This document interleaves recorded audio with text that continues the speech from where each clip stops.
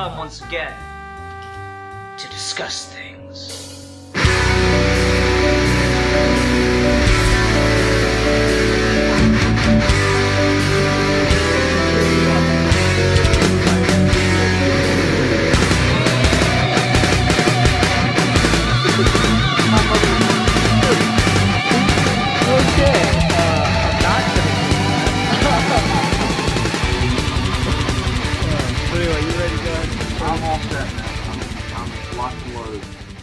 Alright, hi everyone, welcome to another episode of Geeky Gentlemen. This episode is probably also on my other channel for fuck YouTube reasons. The best of all reasons. Exactly. I'm thinking about just, instead of, have been posting clips lately of, shows, I'm considering just posting rant videos where I just tell people where to go find the episodes of Geeky Gentlemen, but then I rant for, 5 fucking minutes about YouTube copyright. Like YouTube hate propaganda? Exactly.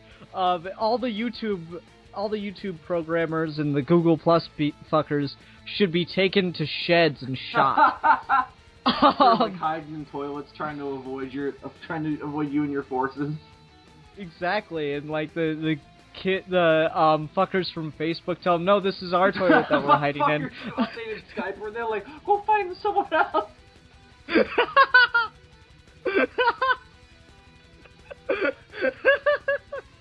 Okay, anyway. Liam Neeson has to save him and shit. Exactly. Yeah, it'll be a whole thing. Yeah. Probably win some awards, you know. Yeah. We won't be allowed to eat popcorn when you watch it. Yeah, so everyone, we're back for another list video. This is a sequel to a list Bill and I did back in fucking August or some shit. It was a while ago. Yeah, and it was funny because we were supposed to do this video shortly after that, but Bill's a complete fucking train wreck of a person. That's pretty much my life. It's just a long, never-ending train wreck. You said it, not me. So today we're gonna be listing our bottom 5, or I don't want to say cliches, Bill, but some of these are cliches, some of them are tropes, some of them are just stupid fucking things that people constantly do. Yeah, I would definitely say that. It's kind of hard, very hard to describe as to what exactly they all kind of qualify as. Yeah, just the bottom 5 things that annoy the fuck out of us when we're watching TV shows, movies, or reading books or comic books or whatever. Yeah. Alright, so I'm going to start out with my honorable mention. And this is a little unfair, but at the same time, if you're going to put your shows on DVDs and on video streaming services, then you should take that into account and, possibly do just a little bit of touch-up re-editing. Mm-hmm. So my honorable mention is commercial break fade in and out. Oh, yes! Can I make that mine, too? Because I've been watching a lot of TV shows on Netflix lately because I've been on break, and I completely agree with you. It is so fucking annoying. Right? Years and years ago when I was watching television with commercials, it's fine because it helps to have a little bit of a refresher of exactly what happened before we went to commercial. Mm-hmm. But now that I'm watching that continuously, I'm like, why are you playing this exact same clip again when you don't have to? You didn't have a commercial break. You're not allowed to put DVDs and Netflix and YouTube shows out if you're gonna fucking put commercial breaks in it still. Yeah.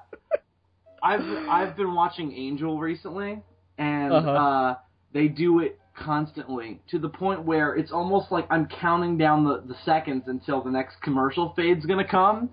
And the other annoying thing is that it happens every episode where it's they do a similar thing where it's something will happen, a character will look at the camera, and then it'll fade to black, but in the beginning of the episode, it then builds into the intro, and it's actually kind of cool, because it does that little drop that the theme song has.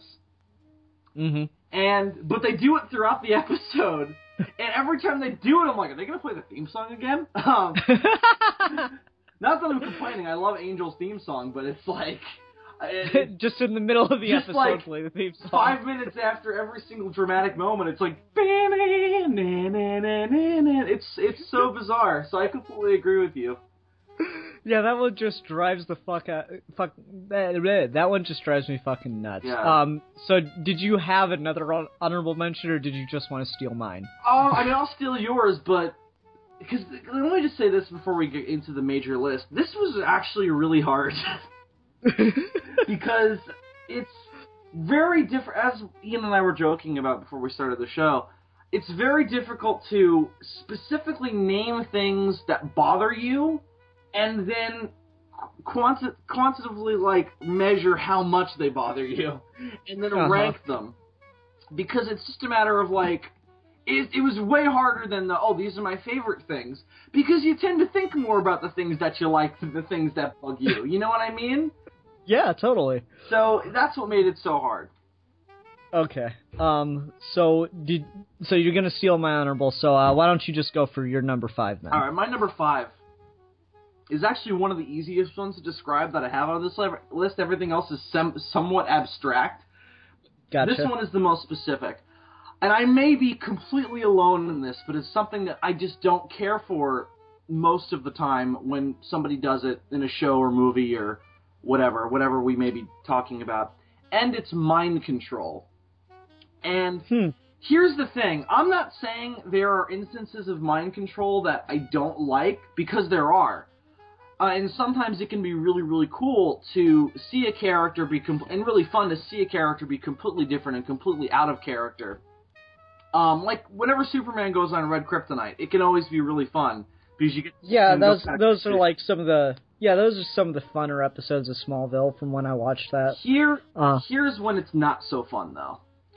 When they do it in a show or movie, and a lot of these are going to be specific to TV shows because they tend to be more noticeable because you're watching a lot of it, and also especially nowadays when you binge watch something, because they crop up over and over and over again, so they're a little bit more emphasized. And the thing about mind control in TV shows is that it brings character development to a grinding halt, especially when there's a whole episode devoted to it, because mind control is the complete opposite of character development to me. It's just, you take a character and then you just mold him into something else, and it's not going to last. You know it's not going to last. The characters doing the mind control generally know it's not going to last. So it doesn't really mean anything except for the novelty of, isn't it fun to... So, I mentioned Angel, and I'm going to use an episode of Angel as an example of this. There's an episode of Angel that's actually kind of fun, but what's annoying about it is that what happens is, and I'm going to try and say this without spoilers, but basically they do a spell and all of the characters get turned back into high schoolers mentally. What makes it, the cool thing about doing it to Angel and those characters is that they were all high schoolers at different points. So it's like, okay, one of them goes back like a couple of years mentally because she's only in like her early 20s. So it's not really that weird for her, and she's kind of used to the modern age around her. Angel, on the other hand, who is an ancient immortal vampire, goes back to the 1700s mentally, and thinks he's in Ireland, and thinks his name is Liam, and it's fucking brilliant. That's funny. But the annoying thing about it, like, that part with Angel, brilliant. Here's the annoying thing about it, though. It happens in the middle of a really, really intense story arc, right after a major development of that story arc.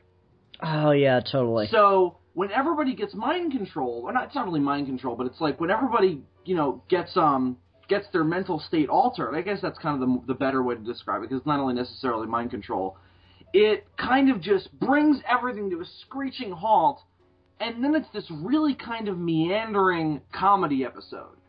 And I can see how that can be a good thing, where it's like we're taking a breather from the intense story, but it just comes off more to me as like, oh god, can we get this resolved as quickly as possible so we can move on with the story arc?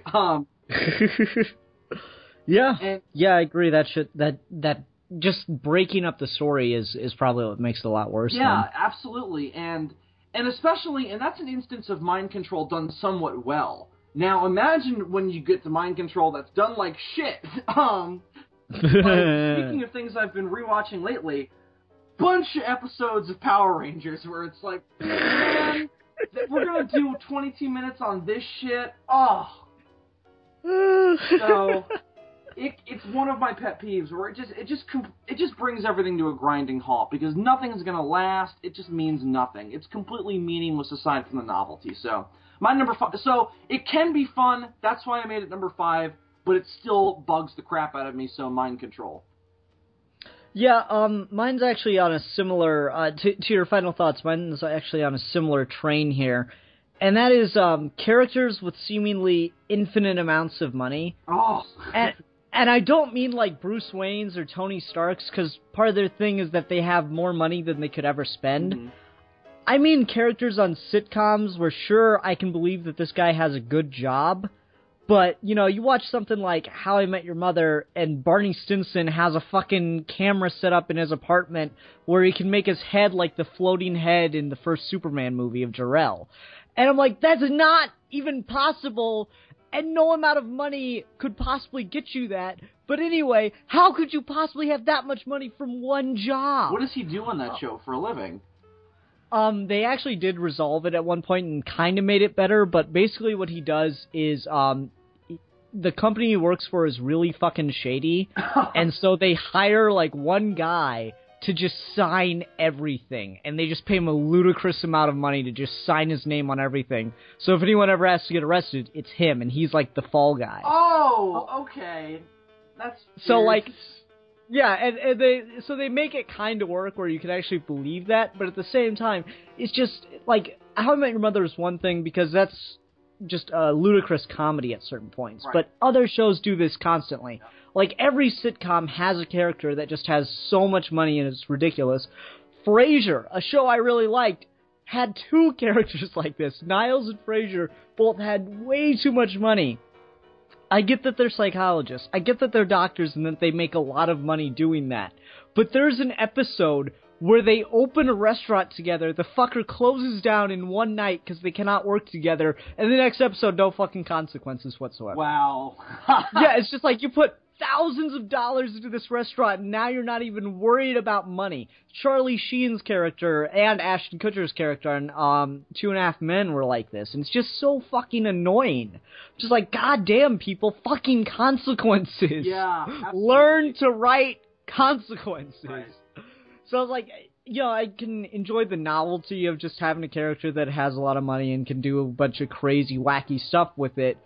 But it gets really annoying when it never ends. Yeah. And dramas will sometimes do this as well, where their characters will seem to spend money as opposed, like, against to how much money they would have. Like, you ever watch Sherlock and sometimes think, how the fuck are these guys making ends meet? Right? You know what I mean? Where it's like, Sherlock doesn't have a job, and I know for a fact that his parents are not rich. Does he have some mysterious trust fund somewhere? It's really, like, I'm sure, and I'm confident that Sherlock would be smart enough to somehow, like, know how much he could possibly have to live on to continue doing what he does. But it's something that was bothering me when I went through Sherlock the first time was, every episode I would just have a moment where I'm like, how the fuck is he doing this? Shouldn't he be, like, dirt poor right now? That's just another example. But I totally get where you're coming from. I agree. Yeah, it bothers the hell out of me. Okay, so what's your number 4? My number 4 is very, very broad, and it will be impossible for me to name a specific example of it because you're going to know what I'm talking about immediately. So here's my number 4. Underdeveloped asshole antagonists. And I don't mean villains. I'm not talking about villains. I'm talking about antagonists. And what I mean are just bad guys or just assholes in movies and TV that don't have any characterization whatsoever and are just there to create easy problems for the protagonist of the story. And the biggest cliche of this is greedy businessmen. And it's that cliched story of like, oh, here's this old-timey amusement park. I want to buy it and build a mini-mall. So I'm going to be a dick to the people trying to save the amusement park and put them through hard times. And it's just like, so everybody knows the stereotype. And the problem with this is that the underdeveloped asshole antagonist, is not fun to watch. So it's like, you know, when you get to like into the instance of underdeveloped villains, like over-the-top supervillains, that's a completely different thing. because that's a matter of, at least they're fun to watch, seeing them be over the top. But, like, these greedy businessmen types that pollute so many stories like that are so, like, every time they're on screen, you just want to cut yourself because it's like, oh, I'm not having a good time right now. This person has no personality. They're not fun to watch at all. They just grate on the nerves. And it's something that whenever it crops up in TV or movies, and it crops up a lot, I find it very, very annoying. So, that's my number 4. Yeah, I can see that too. That shit drives me up the fucking wall. Mm-hmm. Yeah, the like greedy businessman or just the guy that's a fucking asshole. I mean, you see that a lot in like not sports movies, but just movies with like sports or nerds in them. Like Happy Gilmore has with Shooter McGavin's. Okay, that's kind of a bad example actually, because Shooter McGavin's at least fun to watch because he's so fucking over the top. But yeah, it happens all the time in sports movies and Well, like the one that comes to mind for me is you ever seen Radio? No. It's a Cuba Gooding Jr. movie, and he plays like a retarded guy that hangs out with a football team, and 2 guys just tell him, hey, go into the girls' locker room, and he gets in trouble for it. And it's like, they're just dicks. Right, yeah, exactly. And it's not even, it can be a group of people, so it's like, in an instance like that, like you've got the kind of shiny, in a sports team, it's like you've got the underdog kind of slobby sports team, then you've got like the clean-cut kind of professional sports team. The villain in Karate Kid, there you go. Oh, perfect example. Not fun to watch at all, just super, like, annoying. They just take up space, and it's like, there's more entertaining things going on here, and you're just taking us away from that because because the writers need an excuse for something to happen, something bad to happen to the characters, and we're giving it a voice through you. So it's just the negativity of what's happening and none of the personality that should go behind an antagonist. At least make them fun to watch. You know what I mean? Yeah. That's what you gotta do, if you can't make them developed in any sense. And, like, what's really annoying about it is when they don't develop them, it's just like, well, now you're just a bad writer, and you're just putting this thing in there to, you know, try to make an event happen when, you know, there should be other ways to get that to where it should be. Absolutely. Yeah, that shit gets on my nerves. So I guess my first 3 have been, like, I don't know if the characters with infinite money thing is as much a nitpick, but this one, I guess you could call it a nitpick. It really does bother the fuck out of me, though. Like, it immediately takes me out of every movie or television show every time I watch this shit happen. Mm-hmm. And that is using footage from the first movie, or worse, even earlier in your own movie, as, like, surveillance or news footage. Oh, God, I hate this, too. It's so annoying. Yeah, like, the one that, like, killed me because I love this movie so much, Dawn of the Planet of the Apes does this right in the beginning. You see the apes on the bridge, and I'm like, that's a good scene, and I don't understand why you had to use footage from the first movie when everything's a fucking 3D model at that point. Just render it from a different angle. I didn't even notice that, but there are... Okay, good call on that one, but there are way weirder examples, especially when it's like, somebody's trying to summarize the events of a previous movie, and they're like watching on a TV screen the events of the previous movie. It's like, there was no cameras there. What the fuck are you talking about?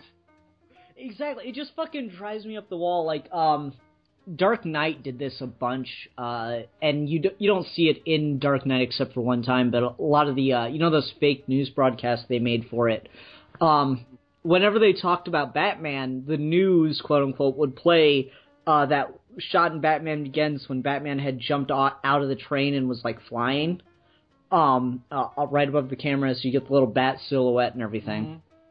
They'd play that clip over and over again, and it even works its way into Dark Knight for a couple seconds, just in the corner. And it's just, I don't like when people do that, because I'm like, there was not a camera there. I watched the movie, and, like, it doesn't really get bad until you binge something, and you watch, like, if you have, like, a, Batman Day or whatever, and then you fucking see it, and you're like, God damn it, people. The hell are you doing? It's not the same thing, but you know what does something similar to this a lot? Doctor Who does this, too. But they'll do it with, like, remember that scene, did you ever see that deleted scene from the second Angel episode with Matt Smith. What is it called? Flesh and Stone or something. The ending. The one where Amy's talking to him or something. Yeah, they're in the TARDIS, and they're going to find Rory. And it got turned into a mini-sode, I think, or got relabeled as a mini-sode later on, but it's technically a deleted scene. And she's in the TARDIS, and she goes, "Is there any? So am I not the first girl then?" And he's like, "Oh no, but they've all been just friends." And she's like, "Were any of them hot?" And he's like, "I never really noticed." And then she's like, "Well, this thing must have some kind of visual record." And he goes, "Yeah, but it's voice locked." And eventually it gets to the TARDIS playing all of the previous companions and it's like, that are women. Wait a minute, where did all these pictures come from? Because they're all they're all promotional photos of the actress in costume, and then looking at the camera and fucking it looks very professionally shot. I'm like, wait a minute, where did the TARDIS get this shit? It would make sense if it was just a still image from when the companion was in the goddamn TARDIS. That would have been fine, but there's an even worse one later in the series, in the mini-sode Clara in the TARDIS, where they do the same thing, where Clara starts looking at all the companions, and then she sees Amy as on a perfect white background. Yeah, where the fuck was this picture taken in universe? What would be fine is if the TARDIS was making a 3D rendering of what the TARDIS remembers them looking like, but that's not what it is. It's just a fucking picture. Yeah, that shit just drives me nuts because it immediately takes me out because I go, that's from the first movie. That's the other big problem. They always pick the really fucking iconic shots from the first movie, so there's no way that if you've seen the first movie you can mistake it. Yep. And it's just really fucking annoying. And Planet of the Apes is just the most recent one that I've seen do this, and I fucking roll my eyes. Because, it's in that segment in the beginning where you see all the fucking, news coverage about the virus spreading. And you see the apes on the bridge. I'm like, no one got that shot. I do love that opening, though. It's so ominous. Yeah, I mean, it's great. It is, except that thing hits me and I go, fuck, I almost was ready to hate the movie at that. This fucking sucks now. Fuck this movie. But then you get that shot of Caesar's eyes, and you're like, alright, I'm in. You know the movie, and I know this is a complete sidetrack, but this will just take a second. You know where the movie had me immediately? Where? So they do all that exposition about what happened with all the news broadcasts, and they kind of repeat the shot from the end of the first movie where it's the map of the world. Planes. Yeah. They do basically the same thing, but they're not confident everybody stayed through the credits for that, so they're showing it again. And so fucking they do that, and there's those little piano cues, bun, bun, bun, and then all the lights go out, and then you just hear this weird alien-sounding percussion billow, and you see Dawn of the Planet of the Apes, and I was immediately like, I'm watching a Planet of the Apes movie. Fuck yes. Because it was a callback to the first one, because that's how the first movie opened. It was that weird, the titles came up with that kind of alien-sounding percussion, where it was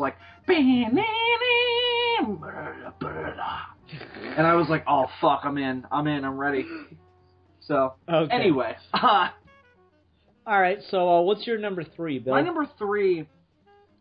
is one that crops up again a lot in TV, but you see this a lot in movies too. Major conflicts stemming from lack of communication. This is something that drives me crazy for one reason only. Major horrible things will happen because two people did not talk about something, or something was miscommunicated to another person. And it's so easy to solve. Just call that motherfucker on the phone and be like, yo, this is what I meant when I said that, or yo, this is what you don't know that makes all this other shit make sense. And it drives me crazy because it's so easy to fix a problem that just causes a whole bunch of shit. And it's something that happens in real life.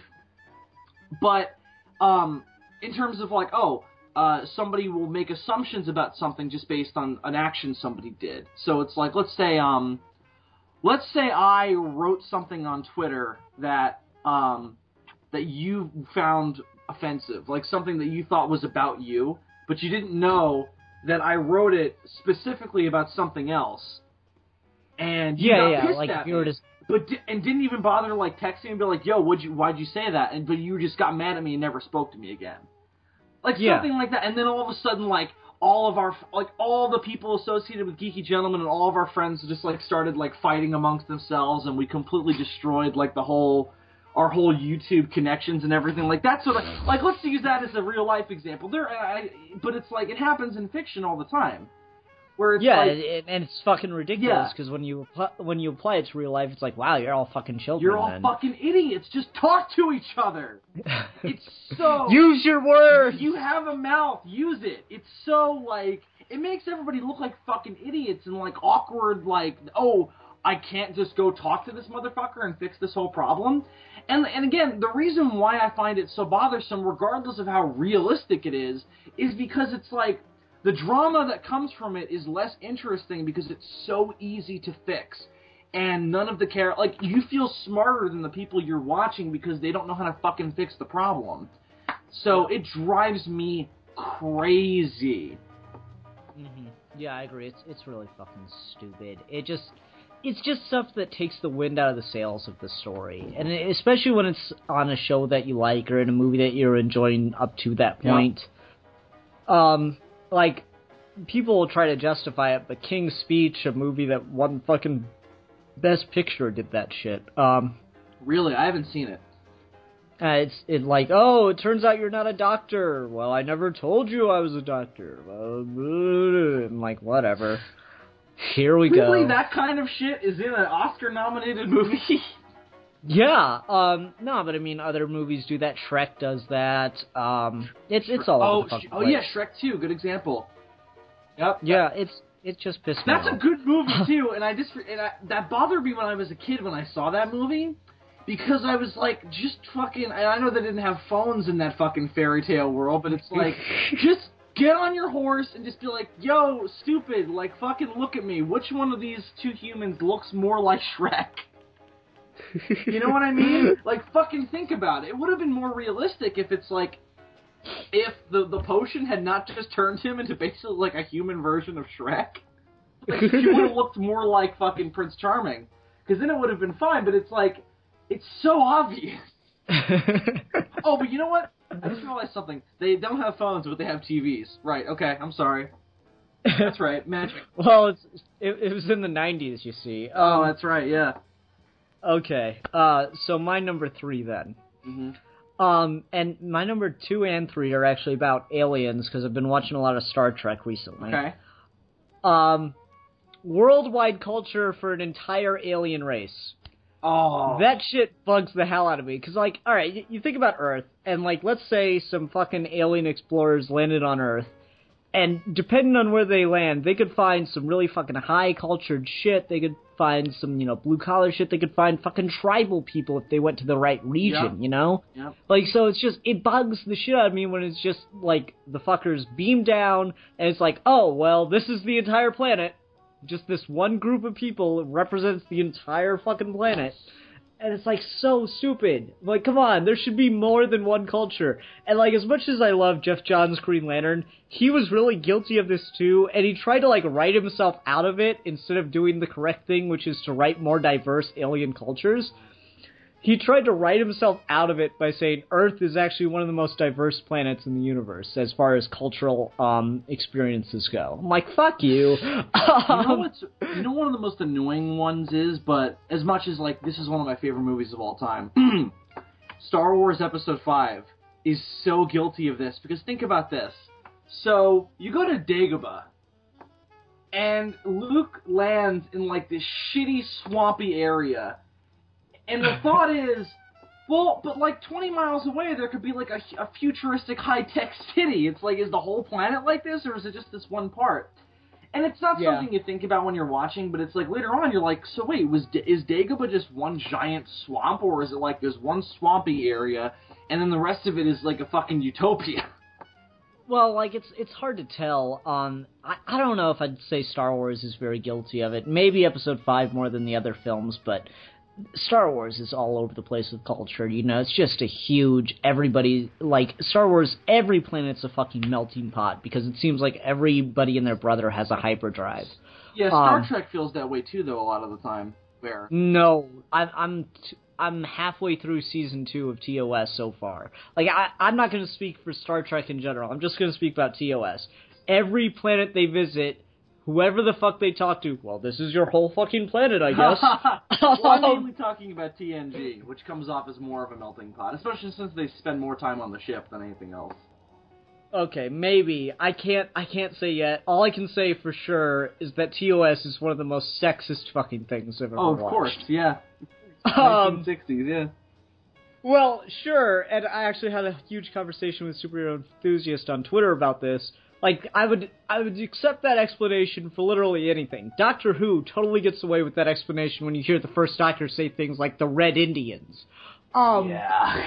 But Star Trek is like this fucking idealistic utopian society that goes against all these other preconceived notions of the 60s. So no, you don't get to excuse the sexism based on, it was the 60s. When fucking Kirk and McCoy sit there and have a conversation about a woman that Scotty's interested in, and they say, oh, there goes another great officer. She's gonna get married and have kids and drop out of Starfleet. Holy fucking shit, guys!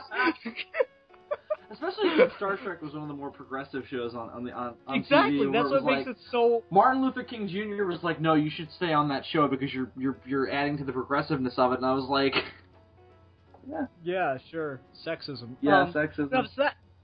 But back to the other complaint. Just when an entire an entire planet is just assumed to be this culture. Like when it's an empire, like with the Klingons or the Borg or the Cybermen or the Daleks, whatever, that's fine. Because, it's like this huge, one-track mind kind of society that I can buy it. But when you land and there's just like this tribal people, I'm like, well, I guess that's how everybody acts. No, come on, how come there isn't one motherfucker over there, plotting how to get out of the world or some shit? If it's like what if an alien landed in what about there's a lost tribe in South America that has still never had contact with human beings?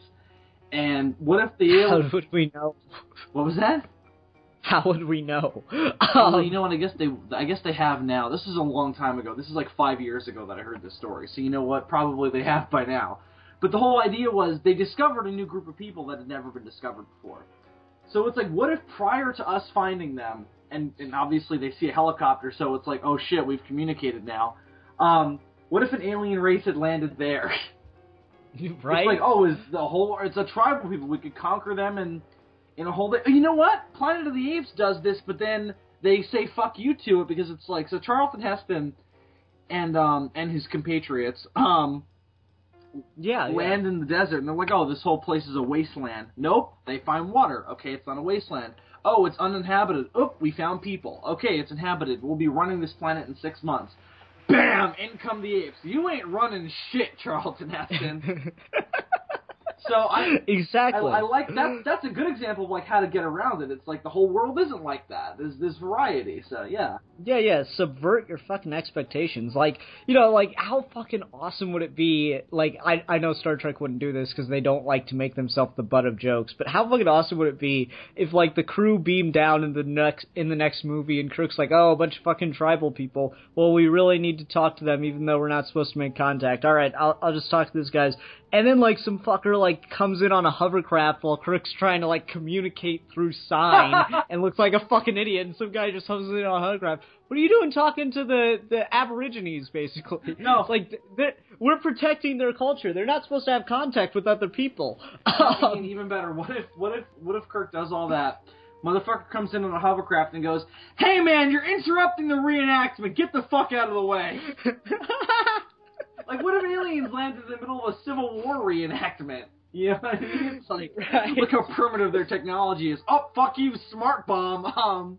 Yeah, and to be fair, I shouldn't say that, like, Star Trek's guilty of it, but to be fair, it was creating some of the tropes that later things, conquered in order to make this happen. Absolutely. And that'll go that little addendum will be the same on my number 2 when we get to it. But Bill, what's your number 2? My number 2 could have been my number 1. And you could almost consider number 2 and number 1 tied because of how much they bother me. But number 1 will sometimes make me stop watching things that I like. So I put that at number 1. But my number 2 is not addressing major shifts in the continuity or status quo. This is something that can kill a TV show for me. It doesn't really happen in movies that often unless it's like a sequel that is trying to write around like certain actors leaving or anything like that. So it doesn't really bother me in that case, but it drives me crazy on TV shows where it's like, our whole cast has changed. Not actors, like the actors have been replaced by other actors. I mean, it's like all the characters are completely different, and we're not going to address it at all. We're just going to pretend like it's business as usual. It's like, well, wait a minute, you just lost your best friend, and now there's this other motherfucker who you're palling around with. It's like, what are you doing? It drives me crazy, especially when addressing those major shifts in the status quo could be interesting. And if it's more interesting than whatever the fuck you happen to be watching. Yeah, well, it's like it's more of the same. You know what I mean? It's like, all right, well, they changed the cast in order to keep the status quo going. But it's like, but there's more interesting things bubbling under the surface because, fucking, you just, like, one of the people on your team left and another motherfucker replaced them. Like, House kind of did that, but they were a little bit better with it when, like, certain team members swapped out. The problem with House is, like, as soon as someone would leave, they'd be right back. Yeah, that's the thing. Nobody ever left House for long except Cuddy left for a whole fucking season and never came back. That was the weird thing. Like, House is one of the ones that bothered me the most. Like, I binged seasons 1 through 7, no problem. Then I got to 8, and I was like, oh my god, this is getting difficult to get through. And the reason why was because the season finale of season 7 was fucking intense. And it ended on a huge, not really a cliffhanger, but a huge dramatic note where it's like, House, this, I guess, spoilers for anybody who hasn't seen the season 7 finale of House. House took a car and crashed through the front of her house. Just ran right through it, and then walked away, and ended up on a beach somewhere. Holy shit! And I'm like, oh my god, how are they gonna address this in the beginning of season 8? And House is just in prison for an episode. And it's actually a pretty good episode. And then he's out of prison. And then it's business as usual. Right. He just goes back to doing what he always did. And they do address certain things. Like, okay, so they make Foreman the new dean of medicine. Alright, I hate that character now because he's an asshole. But, at least they're addressing the complications that arise from one of House's former underlings becoming his boss. At least they're addressing that. Not that it's anything that interesting compared to what him and Cuddy went through, but anyway, at least they're addressing the change. But the problem is, like, when you come back from season 7 going into season 8, the whole status quo is different, but they're trying to force it to become the original status quo. It's like very few of the team members are back. It's a whole new cast, and like the entire tone is different because that kind of bickering relationship between House and Cuddy is gone. Wilson got his arm broken when House drove through Cuddy's house, and it's like it's getting hard to say house and house in the same sentence. But when Greg drove through her house, and it takes like 20 minutes of an episode for them to get back together, and all Wilson has to do is punch him in the face, and that's it. And then it's just back to business as usual. It drove me nuts. See, I dropped off of House, and this isn't that related, but I dropped off of House when he started singing motivational rap songs. It's like, okay, jump the shark. Is that the beginning of season 6?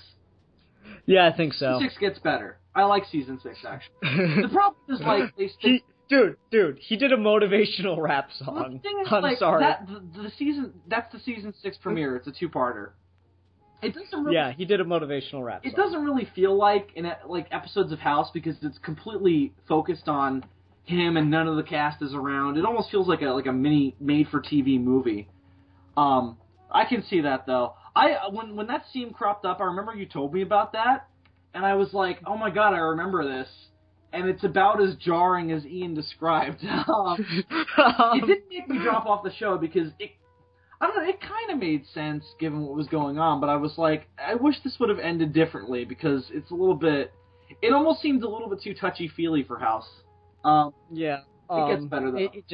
It just got too bad. It just got to be too much. It was like he might as well just have put on his leather jacket and his tidy whities and jumped a shark.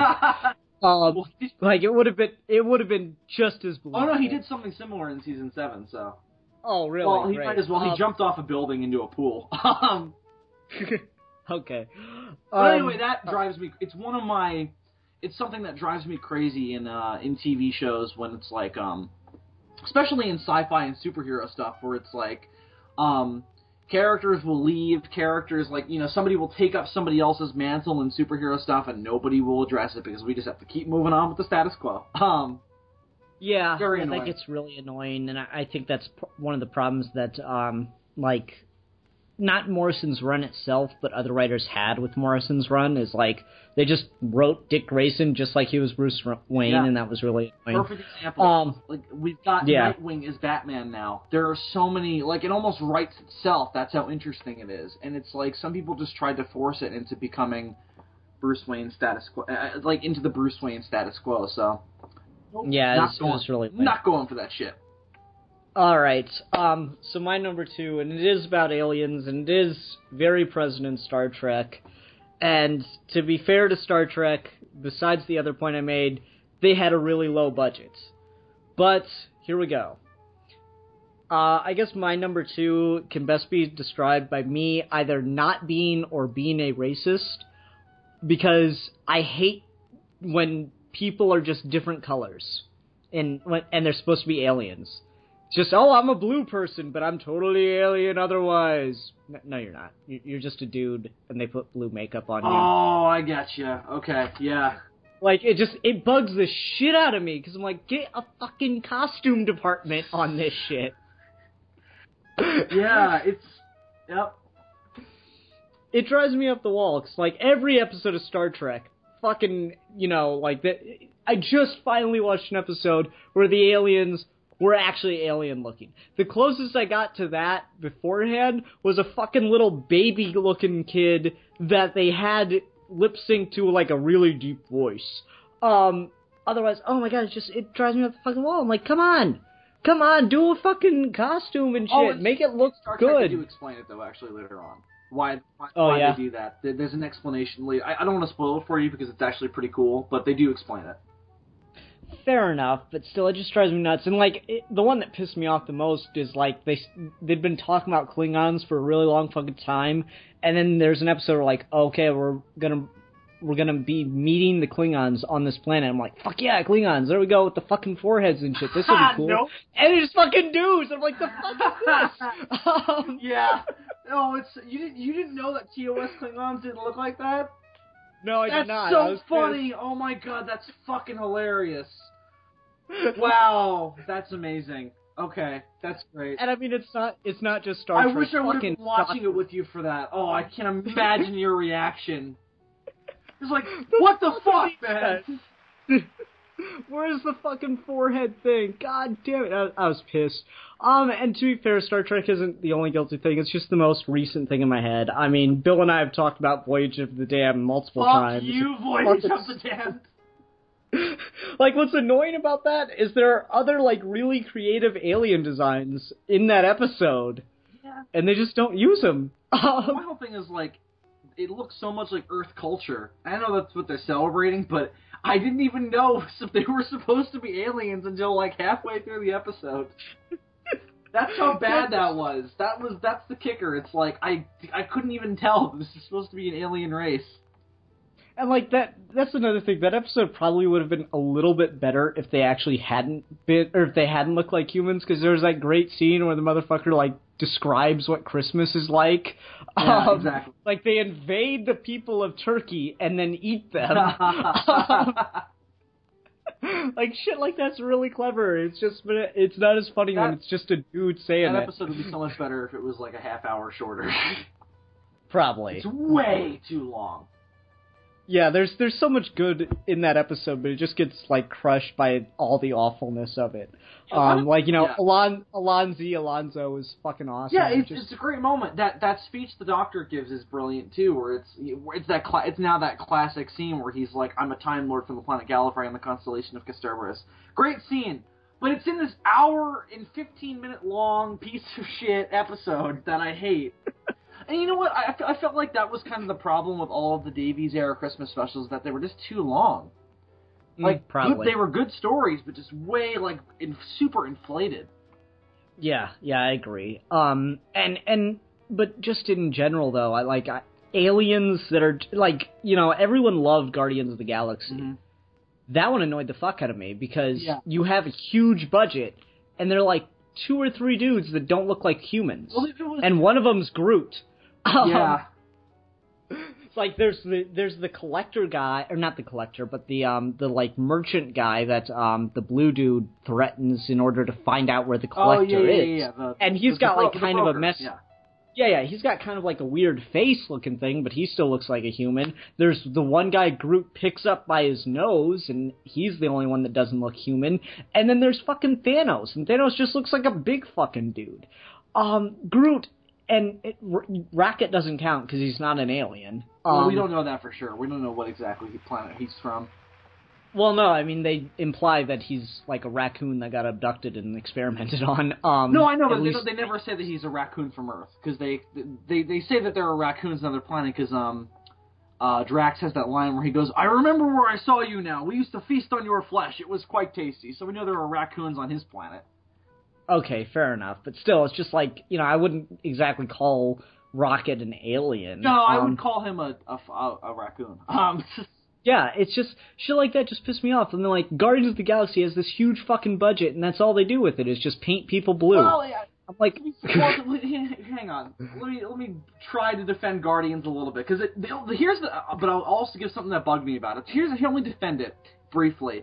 It's supposed to be a big throwback to classic sci-fi, so I kind of like that they tried to make it look like that, where it's kind of this very almost tongue-in-cheek kind of sci-fi world, where you've got all these alien races that are just basically dudes with paint on them. I kind of dug that about it. Here's the thing that bugged me. The dialogue. And it's brilliant dialogue. It's a wonderfully written film. But why are the aliens talking with, like, Earth slang? Mm-hmm. How does Yondu have a southern accent if he's an alien? What the fuck? The way John C. Reilly's character talks, and he looks totally human. It's like how he has like this very sarcastic attitude, and it's like, but he's an alien. How does he have an Earth sense of humor? And then there's that other bald dude that he's incarcerating the Guardians with, and he's like, what a bunch of a-holes. And it's like, well, how do they know what an a-hole is? Yeah, it's just shit like that. Like, just, you know, come on, guys, give your makeup department something to do. You know, we're living past the time of Alien, of Fifth Element. Fifth Element does a fucking amazing job of this, by the way. You know, Star Wars did this. Fifth Element bombed? I did not know that. Big time. It's kind of it's a cult classic, though. Everybody loves it, but it didn't do well at the box office. Oh, that's funny. Yeah, I love Fifth Element. But no, just like there are all these movies that just do great aliens. I'm like, fucking come on, do some shit. Reading Green Lantern, I really like how much variety they put into it. To be fair, that's a comic, though, so they don't have to worry about money. True, but like, what's the book? Agent Orange, the book that introduces Larfleeze, the Orange Lantern. The way his powers works is he kills someone with the ring, and then he can make a construct of them with the ring, and then they'll do his fucking bidding. So he doesn't really do anything. And so the it's basically issue where mind control. No, it's not mind control because it's not the person. So like he can do all this shit and make all these like crazy monsters and stuff. And the book where they introduce him, no two monsters look the same, and there isn't a single biped. That's fucking awesome. So just shit like that, it drives me up the fucking wall when your alien race is just a blue guy. But to that token, to talk about the alien and monster designs, but I also hate it when it's just a mass of tentacles, because they can't think of something to look more, like something more creatively kind of alien looking, so it's just like, it's a ball of tentacles. That's all it is. There's no you can't distinguish where the head is from the asshole. It's just a ball of tentacles. I mean, I meant, oh god, this is, okay, let me say this for the listeners, we're doing this way earlier than I ever do any videos, so in the middle of the afternoon. It's 2 o'clock, well, alright, so, but anyway, a ball of tentacles, a ball of testicles, that would be creative if they were like, look at all them ball sacks. I guess it'd be one big ball sack, though, wouldn't it? A ball of ball sacks? I don't know, Bill. I don't know. We should get Milan to draw this. I really don't want to see that. Milan, if you're listening, just draw a ball of ball sacks. Okay, Bill. What is your number 2? I already said my number 2. Oh, you did? Okay, my bad. What is your number 1? My number 1 is not something that I think is necessarily bad, but something that kills a movie or TV show for me. Things that I like will be ground to a halt, will grind to a halt, because I just can't get over this. And it's an overuse and misuse of gore and violence. And it almost always happens in comedies. When comedies will just go super hardcore with, like, that motherfucker's hand got cut off and there's blood squirting out of it and it's supposed to be hilarious. And I am just so, like, horrified by the concept of this guy getting his hand cut off that I can't kind of go, oh, but I'm not supposed to take it seriously, because it's just like, that's so fucked up. I'm not laughing at that shit. Fuck you. And I'll stop watching movies because of that. Comedy movies, like, I've stopped watching them because of shit like that. Really? So, like, you didn't watch Dead Alive by chance, did you? No. That one has a lot of that, but that's kind of the joke. I don't find that stuff. And this is by the way, a totally personally biased thing. I'm not saying these things are bad, because it's just a taste issue of, like, there are things that I like that I'll stop watching because of this. This isn't so much gore. I mean, it's violence, but you didn't see any of the gore. There's a Jim Jeffries TV show on Netflix called Legit, and I was watching the first season of it. I was actually enjoying it. And then it got to an episode where it just opens with them, with this old couple with a cat, and the cat gets out, and then Jim Jeffries runs it over with his car, and then the whole episode is just them cutting back to the cat getting run over. And I was so, just like, this is not funny, it's so stupid, and also, it's just like, I'm just so, like, shocked that, like, I was so, like, put off by it. I was like, I can't watch this show anymore. This episode is so bad that I cannot continue to watch this show. But earlier in the season, like, he's jerking off a handicapped guy, and I'm totally with it. It's just the sheer, like, it just shows this real lack of humanity, I think, and it kind of just feels like it's going for shock value. And it's not funny to me in the slightest. So, but just, it's something that drives me crazy.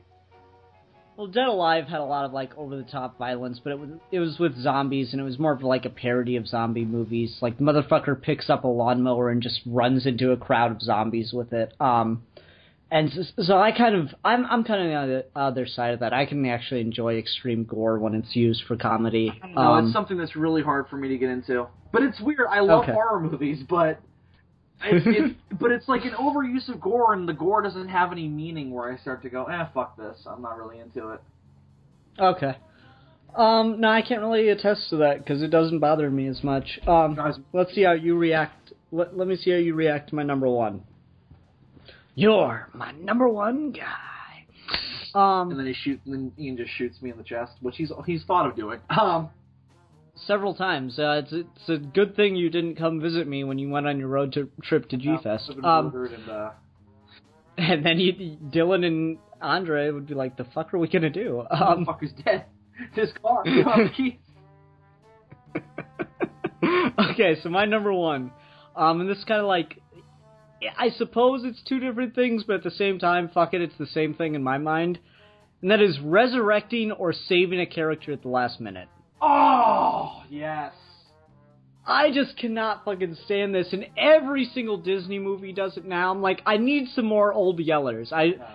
Spoilers, everybody. I was watching Big Hero 6 recently. There's this great little send-off moment where the robot is, like, sacrificing himself to save the kid, and he, like, gives him in order to do it, he has to shoot his arm out, and so the kid has the arm when he gets back to Earth and everything, and that's really cool, and it's really sweet. He's got it as a memento, and then one day the hand opens up, and there's a fucking chip that's like the robot's brain in there. I'm like, God fucking damn it. Yeah, but that's a little bit different, because at least the sacrifice is still real. I guess, but it's just, like, it's not as good as just leaving the character gone, because then it still means something more. I disagree in that instance, just because he still had to die for it to happen, and it's such a depressing ending that it kind of gives you a little bit of a glimmer of hope, because it's still depressing because he has to rebuild the body. So, like, the kid makes fucking, like, 6 robot suits in 2 minutes at one point in the movie. I just can't buy that that's hard. And it's like, it's just a no-consequence world. Toy Story 3 does this. The toys accept that they're gonna die. No, I completely disagree with you on this one. I don't care if you disagree with me. I'm gonna say it anyway. The toys accept that they're gonna die, and they hold hands, and it's a really touching, emotional moment. And then, like, fuck that moment. Woo! The claw! It's bullshit. You know what a good movie with character sacrifice is? Fucking All-Star Superman. Or the comic, either way.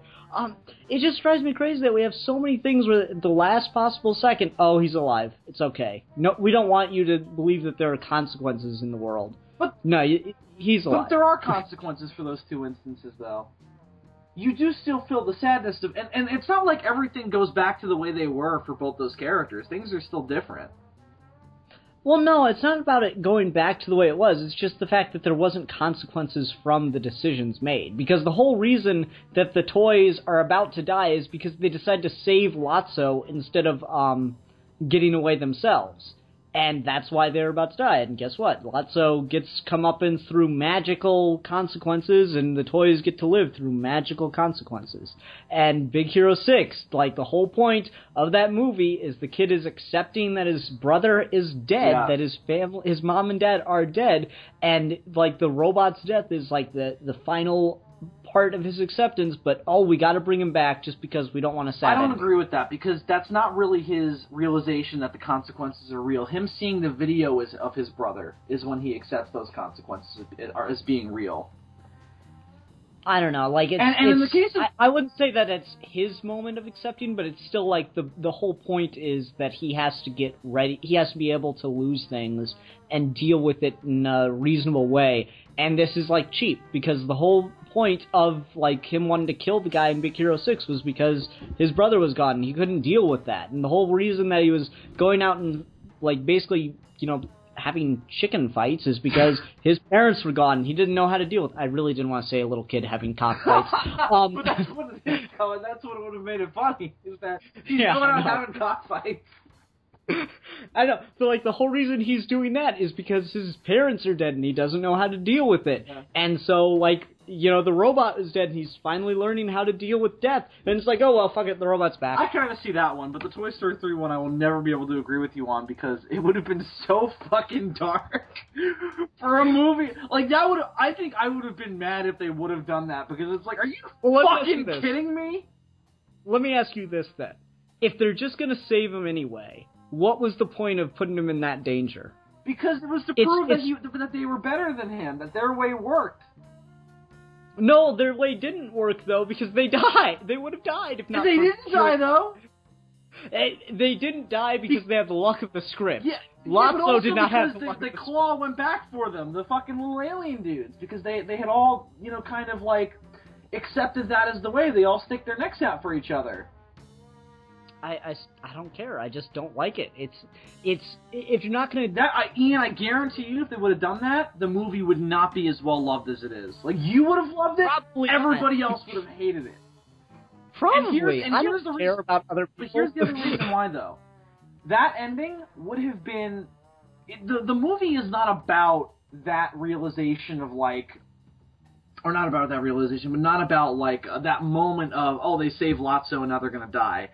The movie, there's more going on in the movie than that. There's more loose ends that have to be tied up in terms of, like, they're moving on now to another child and kind of realizing that their time with Andy is done. And I can see where them being destroyed could have worked with that, but it just would have been so dark. The movie wouldn't have... The tone of the movie would not have matched up with that ending. I think it's mostly a tone thing. It just does not match up with that fucking darkness. Well, then why do it? Because it's there for that sad moment, and No, it's there to get you to go, oh no, oh no, oh no. It's there to tug on your heartstrings just so they can reverse it at the last second. I don't think that's the same thing, though. I think a better example of this is every fucking ending to Doctor Who recently. Yeah, I agree with that as well. And thank God they didn't do it with Danny. Danny was like, all right, finally we're going to move on with that. But the recent Christmas special did it in a way that really bothered me, where the Doctor gets out of the dream state. At least he thinks he does. Where the fuck was he, by the way? Some random volcano planet. I don't know. He goes to Clara and gets the thing off her face, and he already explained that the dream crabs can transcend time and space, as can dreams. So he could be in the far future and she can be in the far past, and they can still be connected through dreams, which is fine. And it kind of makes sense that would be a legend that the Time Lords would know of, so that's kind of cool. So he goes back to Clara, takes the thing off her face, and finds out that she's an old woman now. Mm-hmm. And that now that he's missed 60 years of her life because he went to a point where she hadn't seen him in 60 years, and here she is about to fucking die. So it was a beautiful way to end their relationship. It was perfectly paced, and the other thing was that they really capped off their relationship well in that the whole season had been about Clara accepting the Doctor as being old. So it would have been cool if the Doctor had to accept that Clara was now old. Mm-hmm. And there's this beautiful moment where they're doing those Christmas crackers, like pull things, and you pull them apart. There's a joke inside. Yeah. And they do it, and the Doctor has to help Clara do it because she's too frail, which is a beautiful callback to the time of the Doctor, where the Doctor was too old to do that, and Clara had to help him. Yeah. Would have been a perfect way to end their relationship. Nope, Santa's back, you're still in a dream, and there's 2 minutes left in the episode, and everything's all hunky-dory. I agree. Pissed. Yeah, resurrecting characters, saving a character's life at the last second. We've mostly been talking about saving characters, but like I said in Big Hero 6, resurrecting a character, it's so fucking pointless because I feel like it cheapens the sacrifice. And, superhero comics and movies do this all the time. It is still, like, the biggest thing I wrestle with Dark Knight Rises. I think he should have died. Yeah, me too. Because, honestly, I don't need Bruce Wayne to be happy. Batman should never find happiness. That's the point of Batman. That's such a sad thing to say, but I do agree with it. But that's the point of Batman, is that he's never going to truly get over his parents' death and move on. That's the tragedy of Batman. Yeah, I agree. It's the same thing. I'm watching Angel right now, and and he has to learn a similar thing of he's not allowed to be happy. That's his curse. He's not allowed to find happiness. Nothing is ever going to resolve itself, and just everything's going to be okay. There's an episode where they deal with this where he goes into this, and you don't know this at the time, but he goes into this hallucination state and creates this fantasy where he saves the world and solves the big story arc of the season in like 10 minutes, and then everything's fine. He gets the girl that he's been pining after the whole season, and every conflict of the season is resolved, and then we find out he's hallucinating and he's actually about to die. Yeah. And that's fine. And like I say, I still like The Dark Knight Rises, but I think that is my biggest problem I have with it. My whole thing is not that he survives, it's that they give him a fucking statue. That was fucking stupid. I like the Batman statue. I hate the Batman statue. It completely goes against that version of Batman to just give him a big statue. Okay, anyway.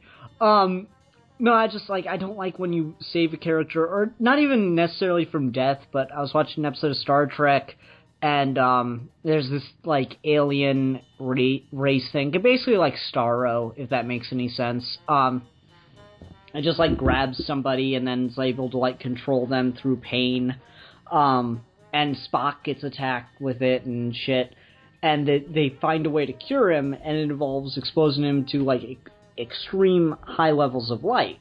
And so Spock's like, yeah, let's just get over with it, let's just put me in. And they go, but it could blind you. And he's like, I don't care, I have to go right now.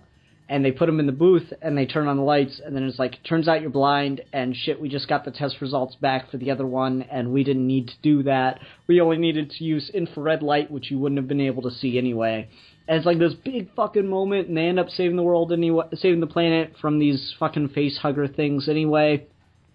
And then at the end, Spock just walks on the bridge, and he can see, oh, I have this bullshit eyelid. Really? Oh, they use like a alien explanation where it's like Vulcans have extra eyes. Yeah, I have an extra eyelid that shielded me temporarily. Why didn't you say that before, you fucking asshole?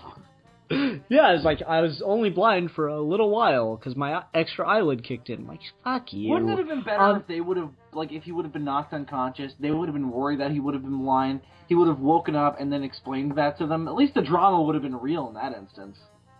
Yeah, it's just little get-out-of-jail-free cards that piss me off, especially when you kill a character, because then I'm like, you just did it so you could bring them back and make everyone, like, worried for 2 seconds. Just, when you kill a character, kill a character. Kiss Kiss Bang Bang probably has my favorite, like, take on this, and spoilers for people that haven't seen that movie, but Val Kilmer's character gets shot toward the very end, and then in, like, one of the epilogue scenes, I guess you could call it, he comes in on a wheelchair into the hospital room, and Robert Downey Jr.'s character starts narrating and goes, yeah, I know, like, wait, why the fuck isn't he dead? There's no way he should have survived that. If you're gonna tell us that he was dead, why did you bring him back? I'm like, why don't we fucking bring them all back? And then as he says that, every character in the movie that had died walks into the room, followed by Abraham Lincoln. What? Just because. And he goes, well, no, only he survived. And then all the other people leave except for Val Kilmer. And it's just shit like that. It's like, yes, if you're going to bring him back, why not just bring everybody back? What's the point of even killing characters if you can just bring one guy back because we like him? Especially when it just happens consistently over and over again. It gets really annoying. Yeah, I mean, like, honestly, what you should do, if you're going to bring characters back, bring back the bad guy and not the good guy. There's your sequel. Yeah, you know, it's just shit like that just piss me off. It gets so tiring. I mean, I think, not to say that it hadn't happened before this. I mean, you know, Jesus has been around for a very long time. Yeah, let's criticize the story merits of the Bible at this point. No, just like everyone's told the Jesus story one way or another. So, like, the resurrected hero has been around for a very long time. But I think it really started to, like, take hold of mainstream pop culture in the way it has with the death of Superman comic. Superman kind of killed this. Superman kind of killing people. Did you see that thing that, what's his name? That Mark Landis did? I don't think so. He did something where he basically, and he did it as a joke, he wasn't doing it seriously, but... Oh, where he was drunk and he explained the whole death and resurrection of Superman, and fucking Elijah Wood's there, and he plays Cyborg. Yeah, exactly. And fucking Simon Pegg is in it, and fucking Ron Howard's in it. It's fucking great. And, there's a moment where he basically sums up the death of Superman. He goes, the death of Superman didn't kill Superman. It killed death. That's how he sums up the ending. And then he sums up this story where he talks about his father, and he just goes, his father goes, how do you kill a vampire? And he goes, wooden stake, cut off its head, fire, blah, blah, blah. And then he goes, nope, you're wrong. You can kill a vampire however you want because vampires aren't real. I don't know if this is a true story or not, though. Based on stories I've heard about John Landis, maybe it is true.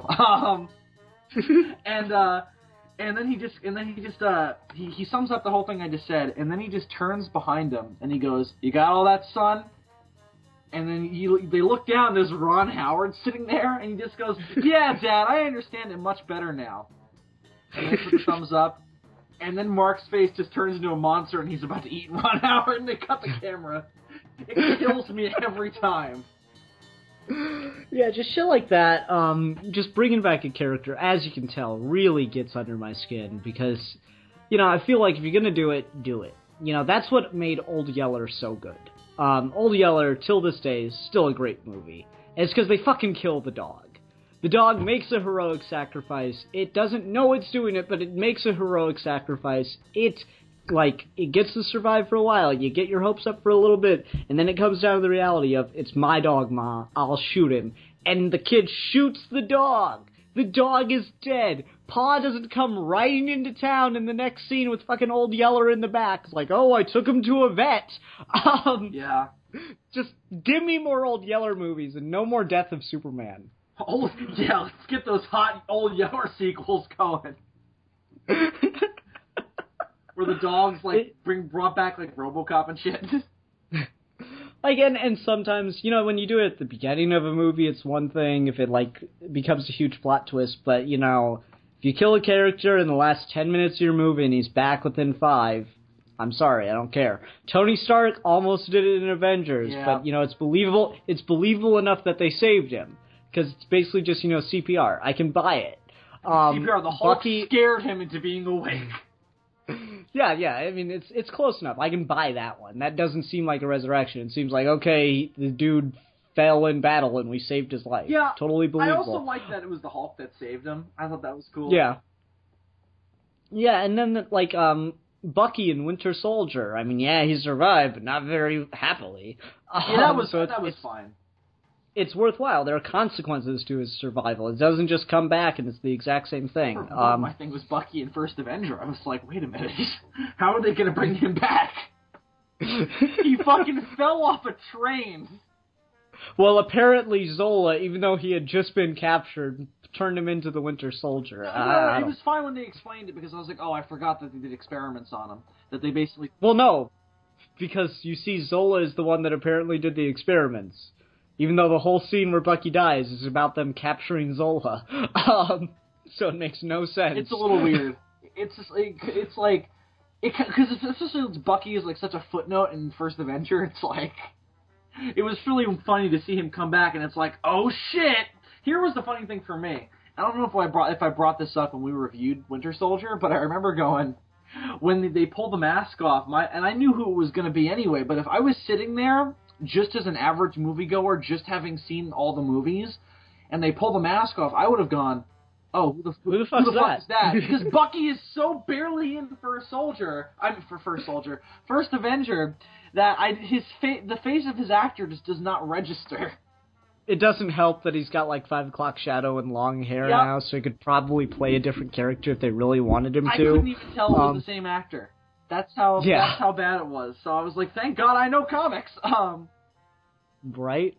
Okay, but I think that's everything. Yep. God, this was fun. This was fun. It's fun talking about things that make us angry. Yeah, now I want to talk about Obamacare. Kidding. Yeah, let's start getting political on this. You want to make me look like a real idiot. Well, I don't have to do much to do that, Bill. You're funny, Ian. I think so. He's a funny guy. Okay, anyway. I don't know what we're going to be talking about next time, because I don't know next time Bill's going to be on the show. I don't know, dude. You gotta give me some shit, man. You gotta, I was just about to say, next time we're going to be talking about it. I'm like, wait, no.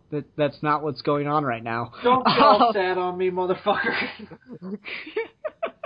Well, no, I'm just, used to doing, next time we're going to be talking about this, because, I'm used to recording for next week.